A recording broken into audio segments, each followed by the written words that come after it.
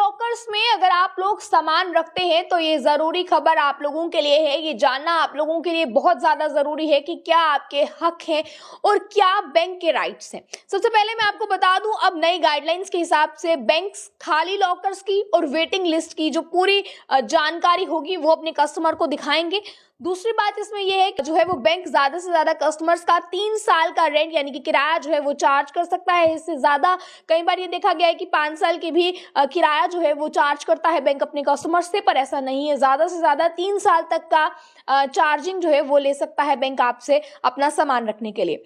तीसरी बात इसमें यह है, अब किसी भी रीजन से अगर बैंक में नुकसान होता है, यानी कि अगर बैंक में चोरी हो जाती है, आग लग जाती है या कोई भी किसी भी कारण जो है वो नुकसान होता है, तो बैंक अपनी शर्तों का हवाला देकर पीछे नहीं हट सकता है। क्योंकि कई केसेस में ऐसा देखा गया है कि बैंक में लोगों ने सामान रखा है जिसकी वजह से अगर बैंक में कोई आपदा आ जाती है, कोई ट्रेजेडी हो जाती है, तो जिस वजह से बैंक वाले साफ तौर पर अपने कॉन्ट्रैक्ट पे दिखाए हुए शर्तों का हवाला देकर पीछे हट जाते हैं और लोगों का काफी ज्यादा नुकसान होता है। इसलिए नई गाइडलाइंस के हिसाब से लोगों को इसमें देखा गया है, फर्स्ट प्रायोरिटी दी गई है और ये कहा गया है कि अगर किसी भी कारण नुकसान होता है तो बैंक अपनी शर्तों का हवाला देकर पीछे नहीं हट सकता है।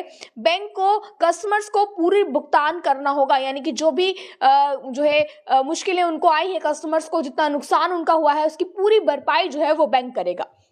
इसके अलावा एग्रीमेंट पे बैंक को साफ बताना होगा, यानी कि जो एग्रीमेंट कस्टमर्स और बैंक के बीच में होगा उस एग्रीमेंट में बैंक को साफ बताना होगा कि आप अपने लॉकर में कौन कौन सी चीजें रख सकते हैं और कौन सी चीजें नहीं रख सकते हैं। आपको बता दें, क्योंकि आरबीआई के अकॉर्डिंग जरूरी डॉक्यूमेंट्स, आपकी ज्वेलरी और सिर्फ लीगल चीजें ही जो है वो आप बैंक में रख सकते हैं, यानी कि लॉकर में रख सकते हैं।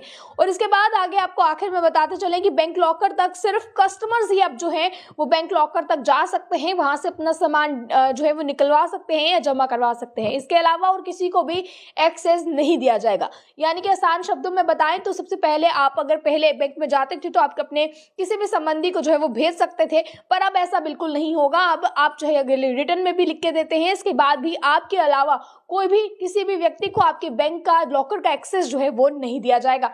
इस जरूरी खबर को ज्यादा से ज्यादा शेयर कीजिएगा ताकि तमाम लोगों तक ये जरूरी जानकारी जो है वो पहुंच सके। बने रहे आप आगे के अपडेट्स के लिए अर्ली टाइम्स के साथ। जय हिंद।